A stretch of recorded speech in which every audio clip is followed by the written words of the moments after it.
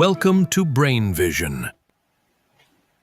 Okay, problem 7.74. We have a small object with mass of 0.09 kilogram, and it moves along the positive x-axis. And we have that the only force acting on it is a conservative force with potential energy function negative ax squared plus bx cubed, where we have alpha and b defined here.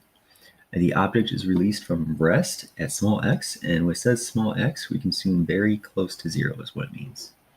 And when the object is at 4 meters, what are the speed, acceleration of the object? Okay, so first off, I'm going to say conservative force means that we're going to have a conservation of energy between the point 0 and 0.4 here. So that means I can write potential energy at 0.0 plus the kinetic energy at 0.0 equals the potential energy at 4, x equals 4, plus the kinetic energy at x equals 4. Okay, so we can immediately find out what some of these things are. We have the potential energy function. We can just plug in 0. So use 0 equals something times x squared times something plus times x cubed. So that's 0 plus 0. So that's equal to 0. We're told that the energy is released from rest. So we can assume that the kinetic energy is equal to 0 at x equals 0. Okay, then so that becomes 0 plus 0 equals u4 plus k4. So we need to figure out what the speed is. So we need to figure out what u4 is. So u at x equals 4.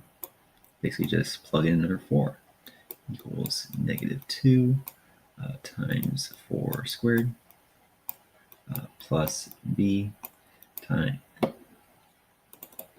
let's see, and then b is 0.3 times 4 cubed, and that comes out to be 12.8, negative 12.8 joules. Okay, so bring that all down here. We have 0 plus 0 equal to negative 12.8 joules plus K4. Okay, so bring over the 12.8, and we have that the 12.8 joules is equal to the kinetic energy object. So that's equal to 1/2 our mass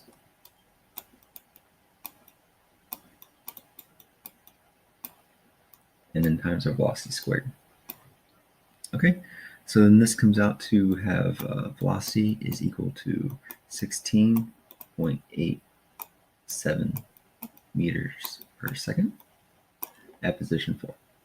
Okay, so that's A.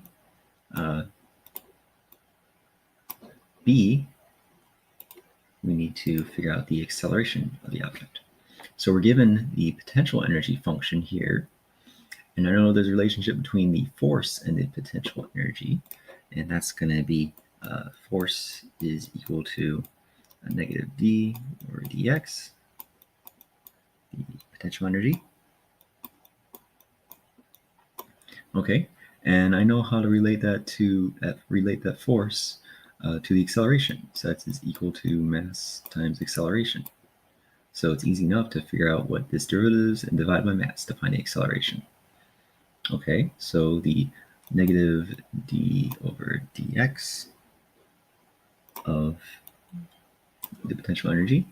So I'm going to bring down the 2, so that's negative a2x, reduce the power from 2 to 1, and then plus b, bring down the 3, reduce this power to 2. Okay, and then that's going to be equal to 2ax minus 3bx squared. Okay, so then that force is equal to mass times acceleration. So we write that the acceleration at 0.4 is equal to the force at 0.4 by mass. Okay, so then we get 1 over the mass times 2a4 minus 3b4 squared. And that comes out to be 17.8 meters per second squared. Okay, so that's the acceleration. And then C was the maximum value of x reached by the object during its motion.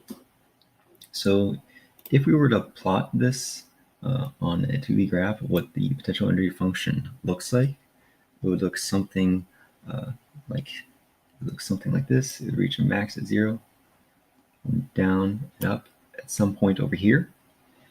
So what we need to do is we need to find out what the maximum value of x is. And to do that, we simply just need to set the potential energy equal to 0 and find out what x solutions are possible. We know that x equals 0 should be 1. So let's see what we get. We have u of x equals 0, and that's equal to negative a x squared minus b x cubed. We can factor that out. We have x squared negative a plus bx. So we know that one solution of x is 0. So we can factor that out and divide by x squared. And we just get 0 is equal to negative a plus bx. And that gets a solution of a over b. So that's 2 divided by 0.3, and we get 6.66 to be a solution for where it reaches the maximum value of x right there. And that's our solution.